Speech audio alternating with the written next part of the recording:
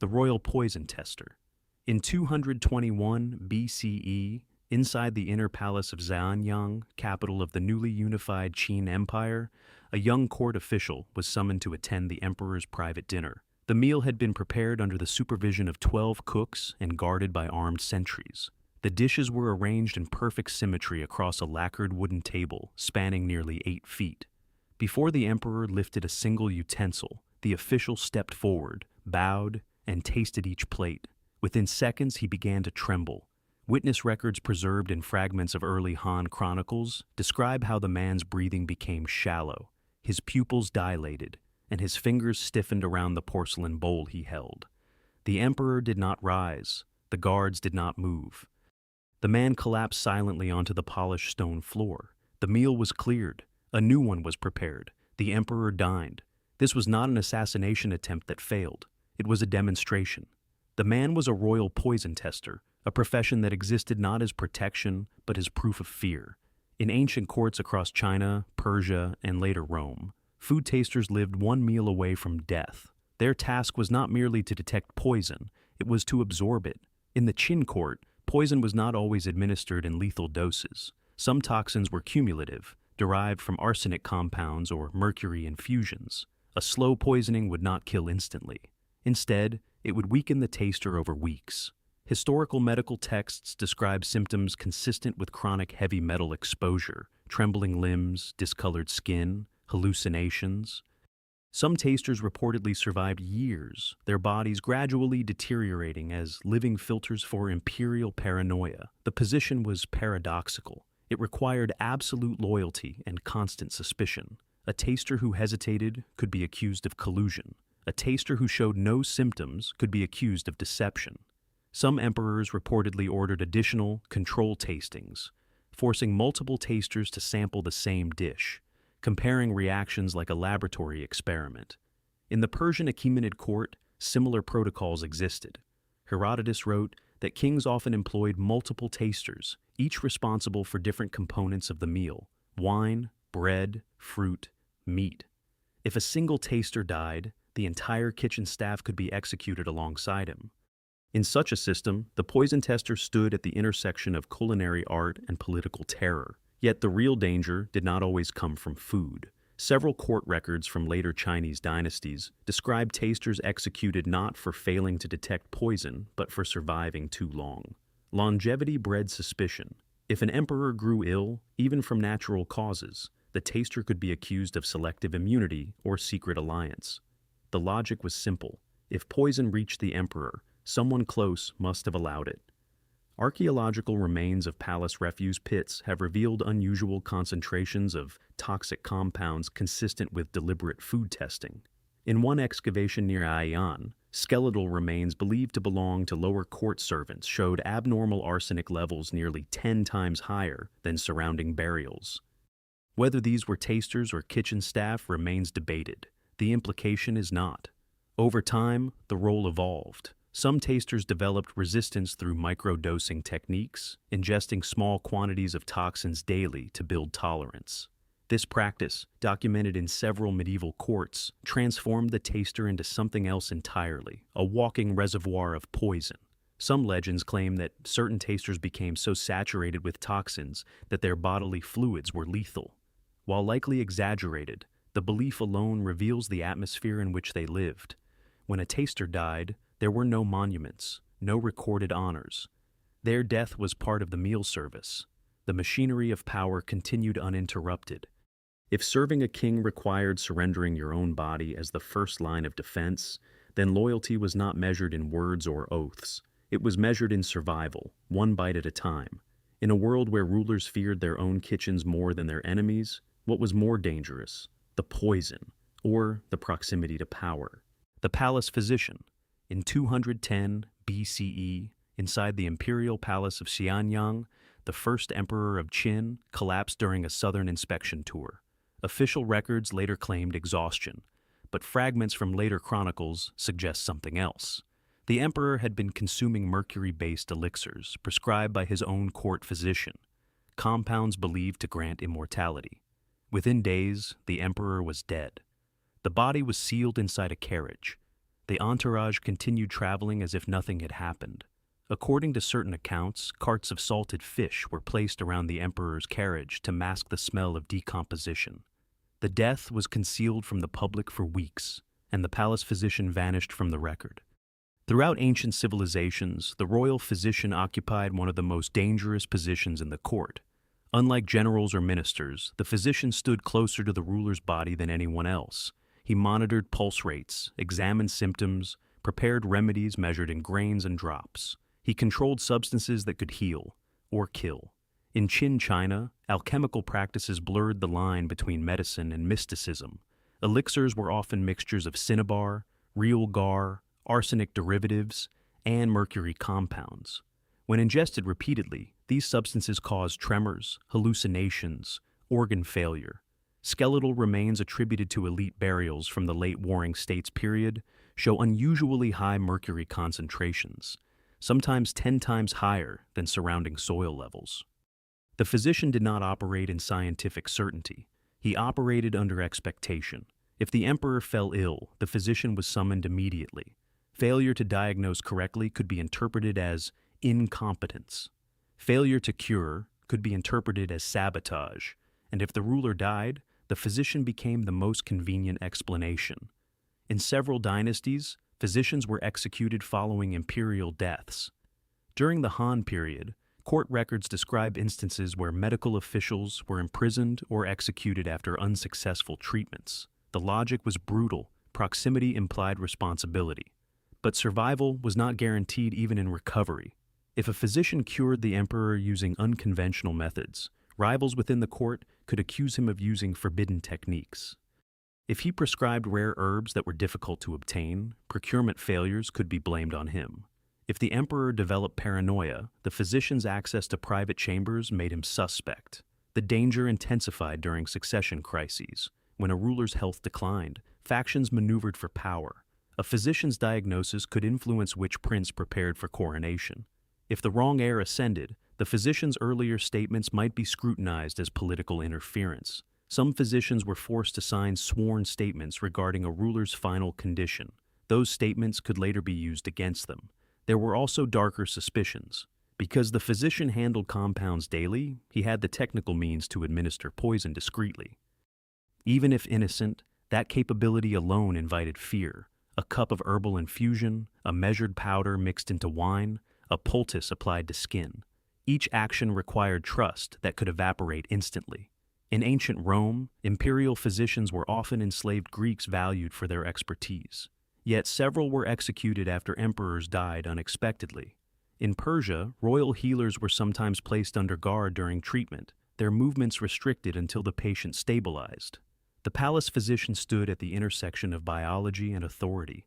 He observed weakness in men who commanded armies. He witnessed aging in rulers who claimed divine mandate. He knew how fragile power truly was. When a sovereign's heart faltered, the physician's pulse quickened as well. Because in courts ruled by fear and immortality myths, what was more dangerous? The illness, or the man tasked with curing the king. The Persian war messenger. In 480 BCE, on the blood-soaked plains near Thermopylae, a Persian courier mounted a foam-covered horse and rode west under sealed command. His destination was the great king's mobile court, stationed miles behind the advancing army. The message he carried was not encrypted. It did not need to be. It contained a simple fact. Resistance had been stronger than expected. By the time he reached the royal pavilion, night had fallen. Torches flickered against embroidered walls. The courier dismounted, knelt, and presented the tablet.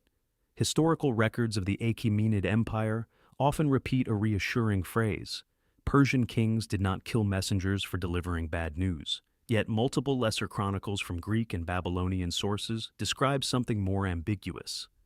While the great king may have upheld the principle publicly, regional satraps and military commanders did not always share that restraint. The Persian Empire spanned over 3 million square miles at its height. Communication was its lifeline. The royal road stretched approximately 1,700 miles from Sardis to Susa. Mounted couriers, known as angaros, could cover up to 200 miles per day through a relay system of fresh horses stationed at intervals of roughly 15 miles. Speed was critical. Accuracy was absolute. A messenger's duty was not interpretation. It was transmission. Any deviation, delay, or perceived alteration of tone could be construed as sabotage. Clay tablets recovered from administrative archives in Persepolis detailed disciplinary codes for couriers. Failure to arrive within designated time windows resulted in corporal punishment. Loss of a tablet could be classified as treason. If a message was suspected of being tampered with, the courier was interrogated first, regardless of rank. The deeper danger lay in timing. In military campaigns, the bearer of defeat often arrived at moments of volatile emotion. A commander awaiting confirmation of victory might respond unpredictably to news of loss. Several Greek accounts describe Persian sub-commanders executing bearers of disastrous battle reports, not as formal policy, but as immediate retribution. Whether these accounts are exaggerated remains debated. What is clear is that proximity to power in moments of humiliation was lethal terrain. The royal road system also exposed messengers to bandit attacks, rebel ambushes, and environmental hazards. Winter crossings through the Zagros Mountains could mean traversing snowdrifts several feet deep. Summer rides across Mesopotamian plains exposed riders to temperatures exceeding 110 degrees Fahrenheit. Exhaustion was common. A single collapsed horse could delay transmission by hours, sometimes days. There were also internal suspicions. Some records indicate that false messengers occasionally attempted to infiltrate royal courts carrying fabricated decrees. As a result, couriers were subjected to layered verification protocols. They were required to memorize portions of the message in case tablets were destroyed. If their spoken account differed from the written text, execution was immediate. In rare instances, entire relay stations were purged if intelligence leaks were suspected. The messenger system, designed to bind an empire together, operated under a constant threat of collapse from within. The Angeros was both trusted and distrusted. He rode under royal insignia, yet remained disposable. His life was collateral in the maintenance of imperial certainty. To carry a message across thousands of miles was to hold the empire's stability in one's hands. But when that message carried defeat, betrayal, or warning, the messenger became the face of failure itself. In an empire built on speed and dominance, what was more dangerous? The battlefield, or the moment you dismounted to speak. The Roman siege engineer. In 52 BCE, beneath the fortified walls of Alesia, in Gaul, Roman engineers worked through the night under torchlight. The earth was wet, heavy with autumn rain. Timber towers, some rising over 30 feet high, had been rolled into position. Ballistae were calibrated, catapults loaded, siege ramps reinforced with layered stone and packed soil. At dawn, the assault began. The Roman legions advanced behind shield formations, while artillery hurled projectiles weighing up to 60 pounds toward the enemy walls. But something went wrong. One of the primary siege towers collapsed mid-advance, its support beams splintering under uneven weight distribution. The ramp beneath it crumbled, creating a bottleneck in the infantry line. Arrows rained down from above. Panic rippled outward. The engineers were summoned before nightfall. Roman military culture celebrated discipline, but it also demanded accountability. Engineers, known as architecti or fabrum praefecti, were not mere laborers. They were trained specialists responsible for fortifications, bridges, siege machinery, and defensive structures. A successful siege brought glory to generals. A failed one often required someone to blame. Technical manuals attributed to later Roman writers like Vitruvius outline meticulous standards for load-bearing calculations, material selection, and terrain assessment.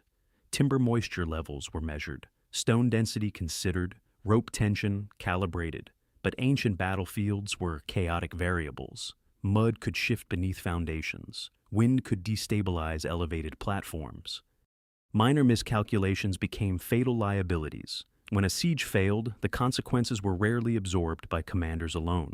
Military legal codes from the late Republic period suggest that engineers could be charged with negligence if equipment malfunctioned during critical operations. While execution was not automatic, severe punishment was documented in cases where sabotage or incompetence was suspected. Decimation, the execution of 1 in 10 soldiers within a unit, was applied to infantry cohorts for cowardice. Engineers, lacking the protection of mass formation, stood more exposed. Archaeological digs at Roman military encampments have uncovered hastily abandoned siege components, broken winch systems, misaligned stone blocks, charred timber frames.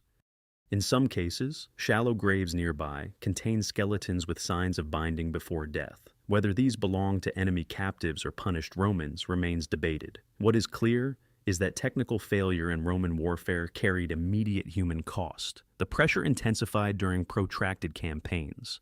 Engineers were expected to construct miles of defensive walls, some up to 12 feet high, in a matter of weeks. During the siege of Alesia itself, Julius Caesar ordered the construction of dual circumvallation lines stretching over 10 miles. A project of such magnitude required flawless coordination. A weak segment could invite breakthrough.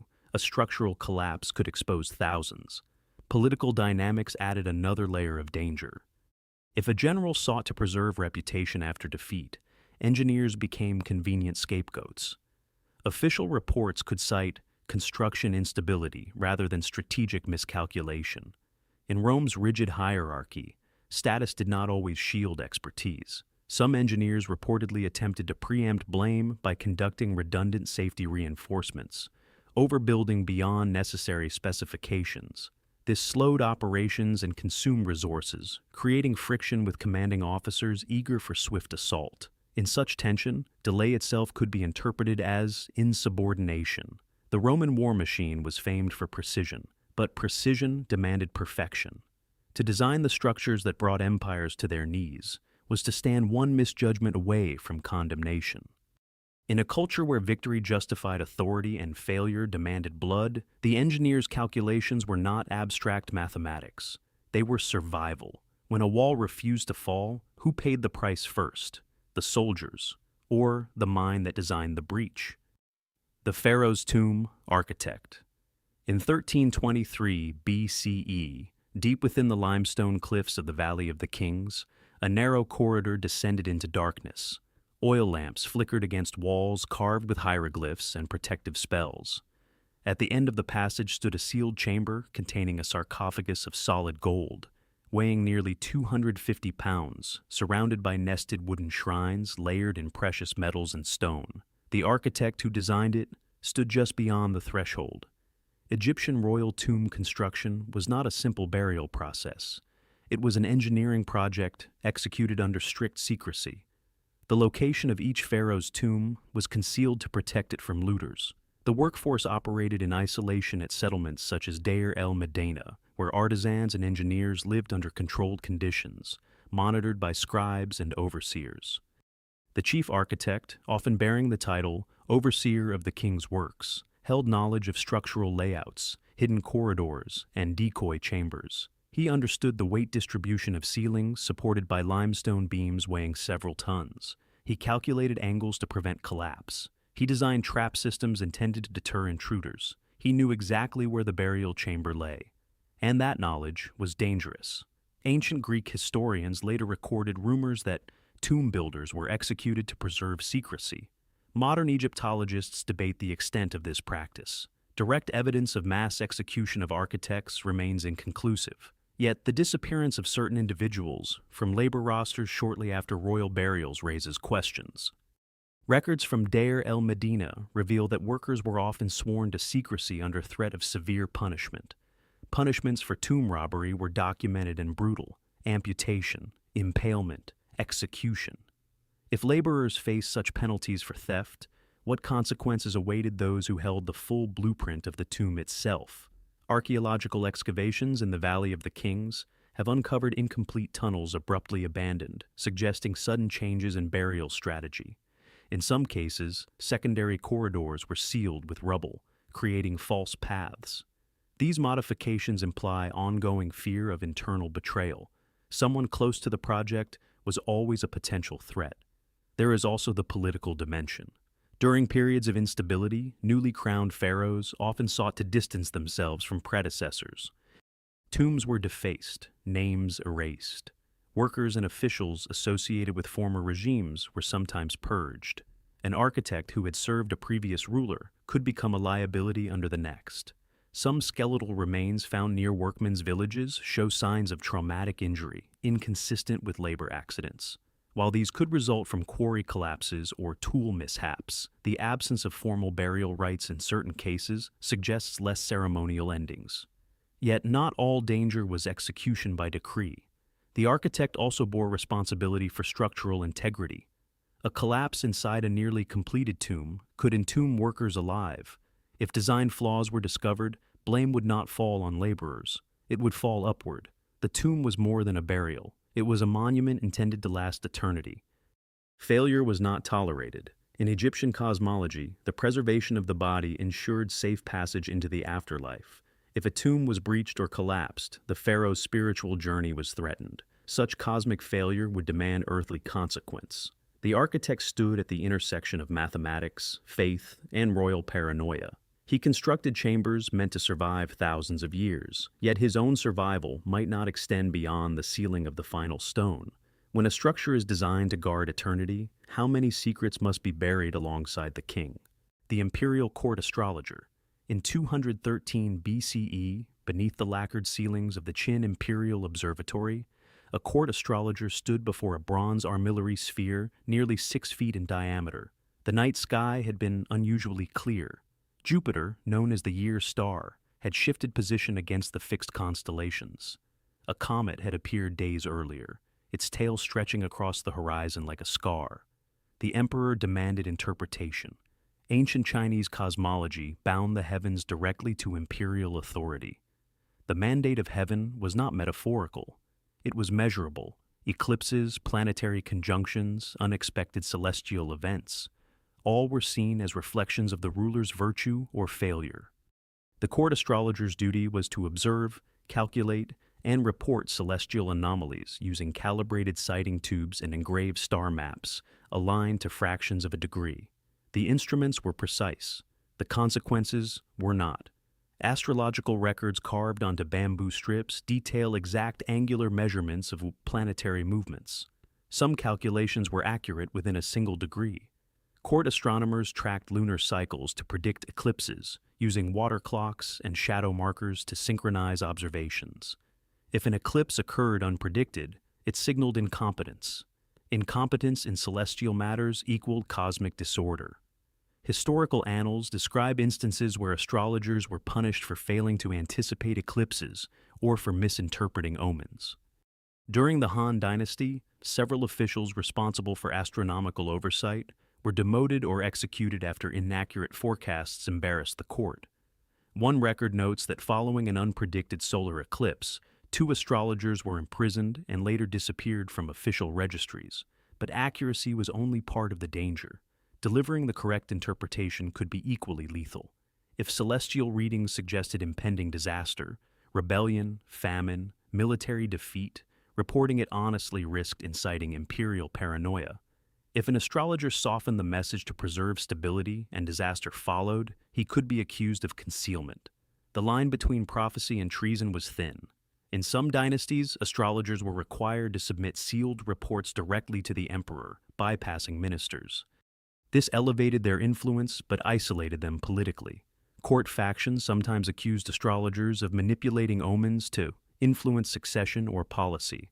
A favorable alignment might support one prince. An unfavorable one might justify purges. There are also accounts of ritual scapegoating. During periods of plague or drought, if repeated celestial observations failed to yield corrective guidance, astrologers could be blamed for misreading heaven's will. Punishment ranged from exile to execution. Their instruments were sometimes dismantled, as if destroying the tools could erase the cosmic miscommunication. Archaeological excavations at ancient observatory sites have uncovered broken sighting devices deliberately smashed rather than eroded by time. Whether destroyed during political upheaval or symbolic purges remains uncertain. What is certain is that astronomy in imperial China was not neutral science. It was state security. The astrologer's task required mathematical rigor and interpretive courage. He calculated orbital cycles measured in years, yet his own life could pivot on a single report delivered at dawn. To read the sky was to speak for heaven. But when heaven's message threatened the throne, who was truly at risk? The emperor or the man who announced the stars? The imperial gladiator. In 80 CE, under the blazing Roman sun, more than 50,000 spectators filled the newly inaugurated Flavian Amphitheater in Rome. The Colosseum rose nearly 160 feet high, its limestone arches casting shadows across the sand-covered arena floor. On that day, Emperor Titus presided over games meant to display Rome's dominance to the world. Below him stood a gladiator who had already survived 17 bouts. The crowd chanted his name. He had become a symbol of strength, resilience, and spectacle.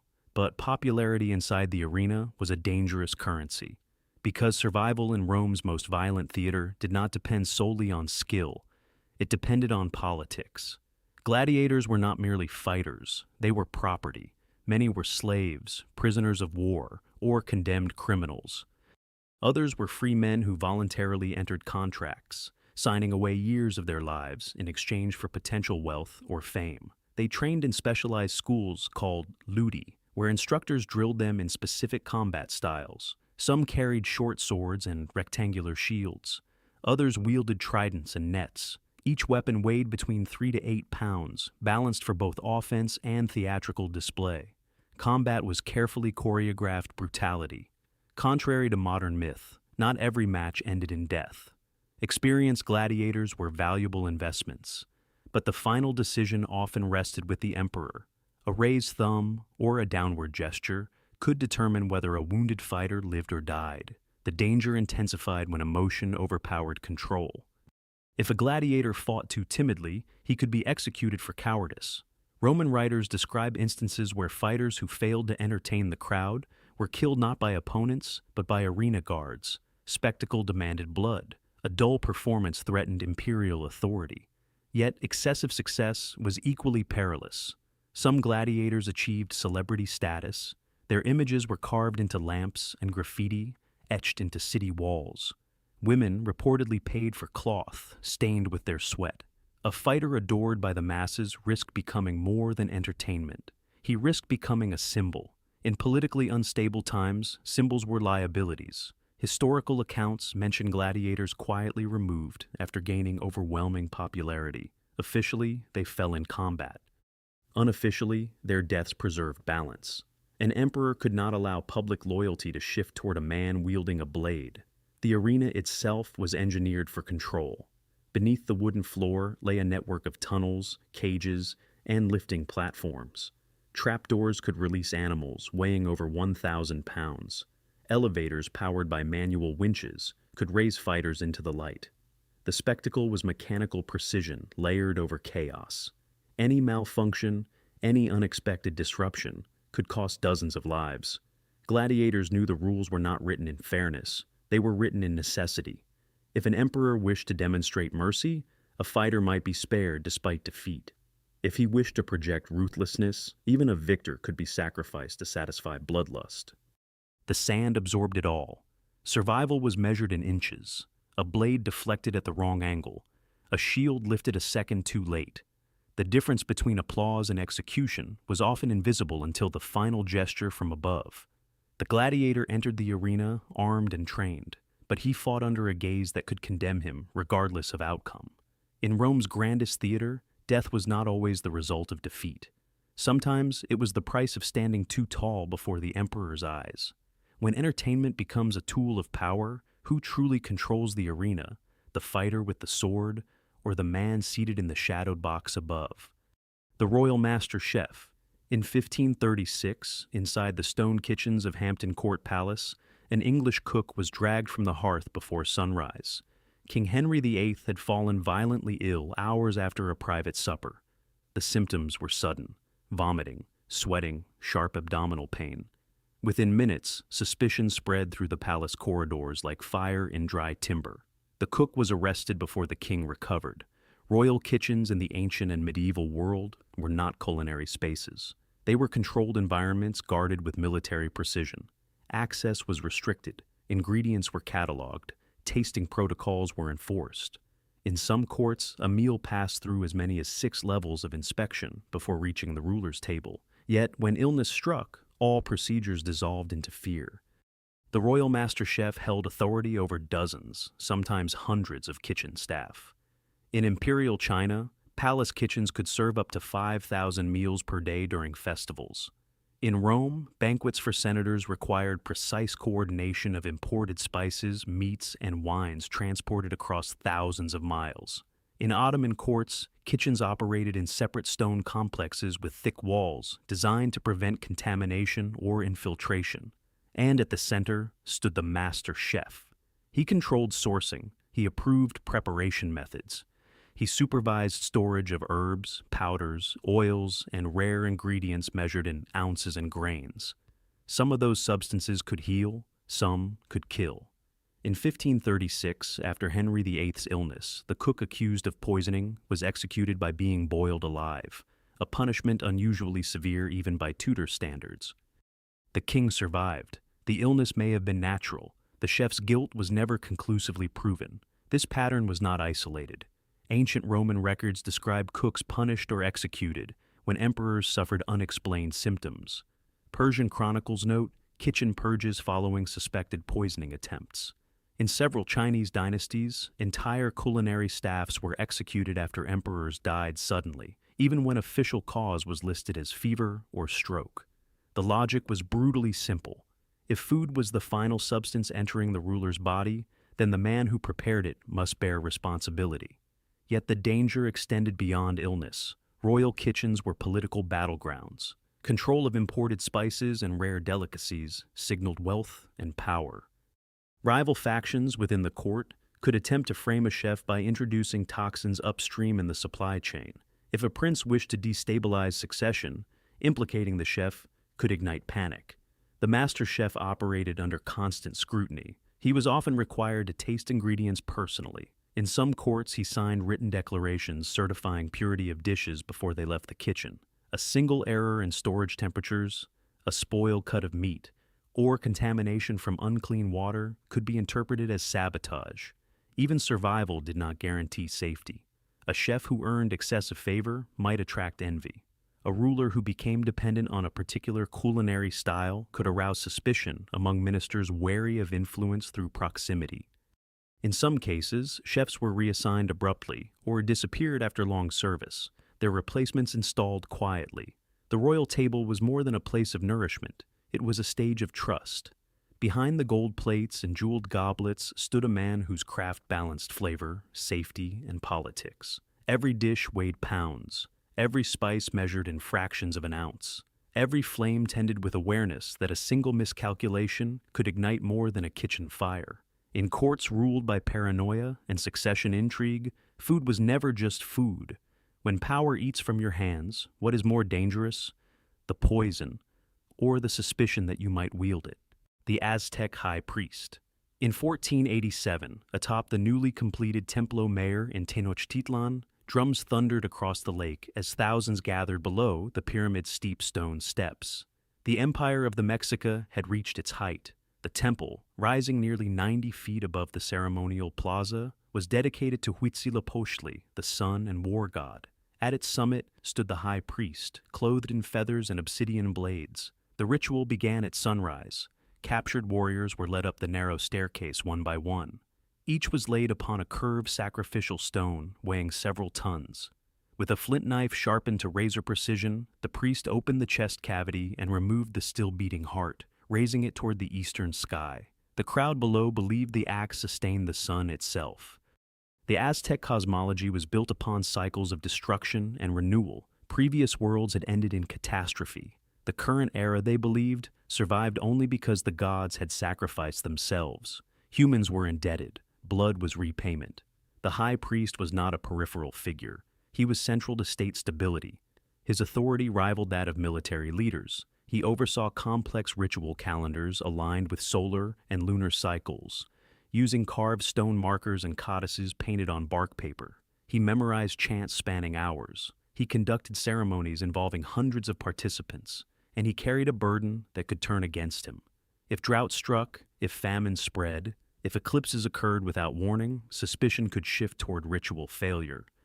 A miscalculated ceremony date, a mistaken chant sequence, or perceived impurity in the sacrificial process might be interpreted as spiritual incompetence. Spanish chroniclers later described massive dedication ceremonies lasting days, with thousands reportedly sacrificed. Modern historians debate the exact numbers, but archaeological excavations at Templo Mayor have uncovered racks of skulls and ritual deposits confirming large-scale offerings. These were not symbolic gestures. They were systematic. Power, however, was volatile. Aztec politics involved alliances among noble families and military elites.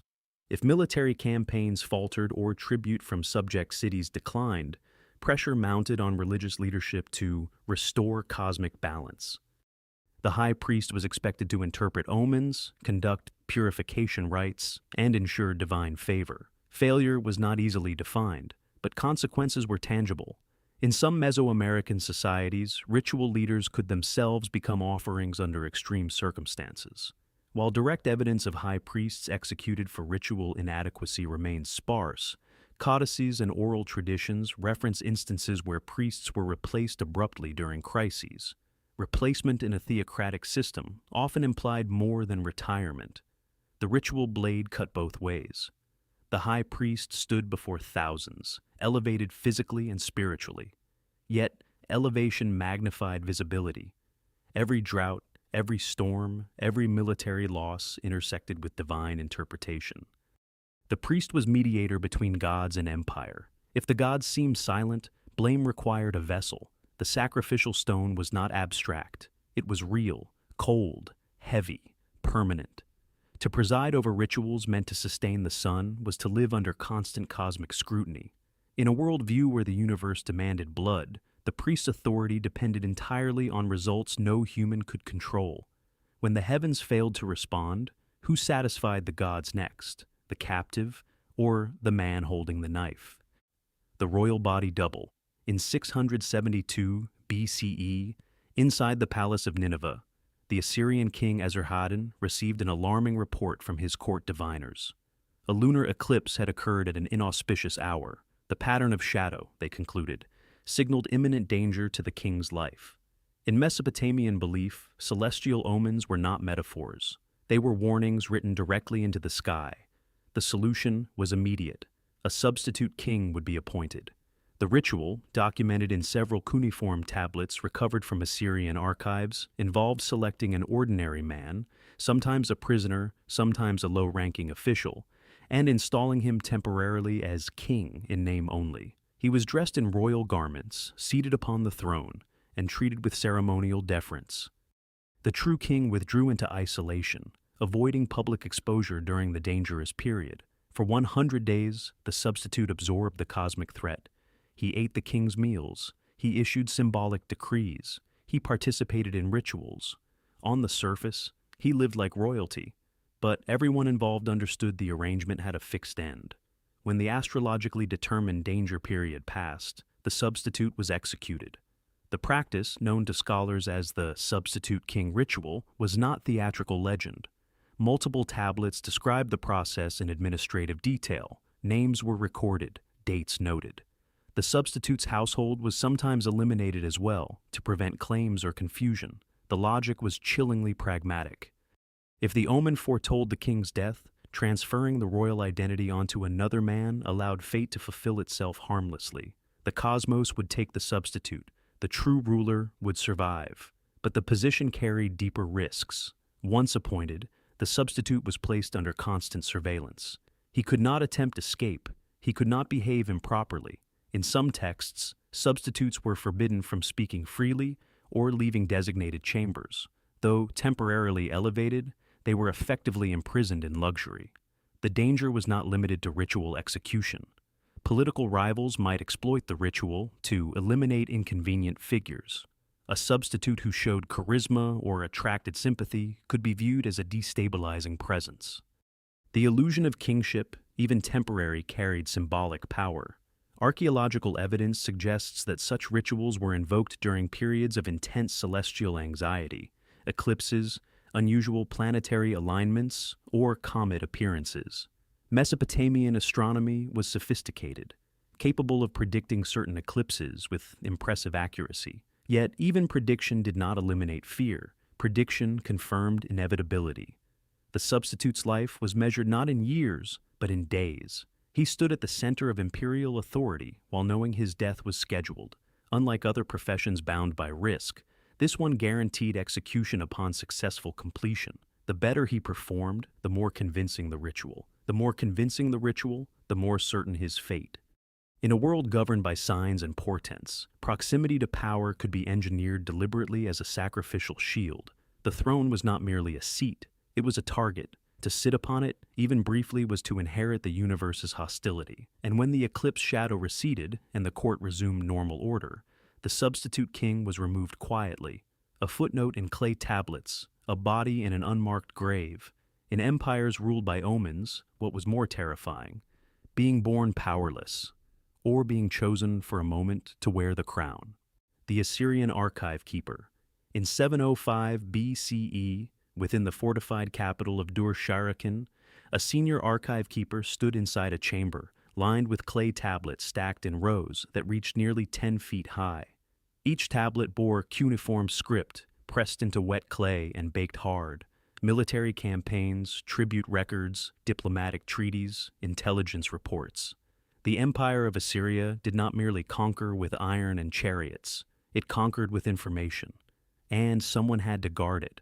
The keeper of the state archives was entrusted with documents detailing troop movements, rebel surveillance, tax levies, and execution orders. Some tablets recorded the fate of entire cities reduced to rubble. Others listed the names of informants embedded inside conquered territories. The knowledge contained within those walls could ignite rebellion if exposed. Assyria was ruthless in warfare. Relief carvings from Nineveh depict captives impaled, flayed, or marched in chains. Psychological terror was part of imperial strategy, but internally, fear operated differently. It was procedural. Tablets recovered from the ruins of Ashurbanipal's library reveal meticulous cataloging systems. Each text was classified, indexed, and stored according to subject. A missing tablet was not a minor clerical error, it was a breach. Assyrian administrative law codes indicate that scribes and archive officials were accountable for lost or damaged records. While specific punishments varied, destruction of royal decrees or leakage of military intelligence was equated with treason. Treason was punishable by death. The keeper did not merely store documents, he authorized access. If a governor claimed to have received orders, the archive verified authenticity. If tribute numbers failed to match field reports, discrepancies were traced back to original entries. Any inconsistency could suggest forgery or conspiracy. The keeper sat at the intersection of truth and accusation. During periods of instability, particularly after the death of a king, purges were common. Rival claimants to the throne often sought to erase records supporting opponents. Archives were targeted. Those who maintained them were interrogated first. A keeper who could not account for a document's origin or distribution risked execution. Archaeological excavations in Nineveh show layers of deliberate burning in certain archive rooms. Some tablets were shattered intentionally, rather than destroyed by accidental fire. This suggests internal cleansing operations rather than foreign invasion alone. Even loyalty was dangerous. If a keeper preserved incriminating information about a powerful official, he could be pressured to alter or destroy it. Refusal was insubordination. Compliance was conspiracy.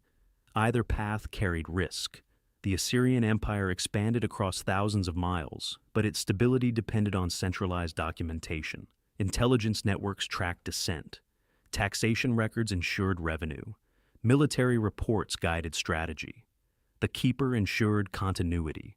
When Nineveh fell in 612 BE, vast portions of the archives were buried under rubble. Ironically, the fire that destroyed the palace baked many clay tablets harder, preserving them for millennia. What remains today is only a fragment of what once existed. But what of the men who guarded them? To hold the empire's secrets in clay was to carry the weight of every campaign, every execution, every treaty. A single misplaced tablet could alter alliances. A single leak could trigger revolt. In a regime built on surveillance and fear, the keeper knew everything. And in such a system, knowing everything was the most dangerous position of all.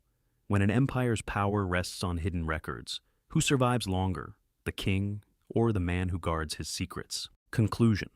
These professions reveal a pattern far more disturbing than individual danger.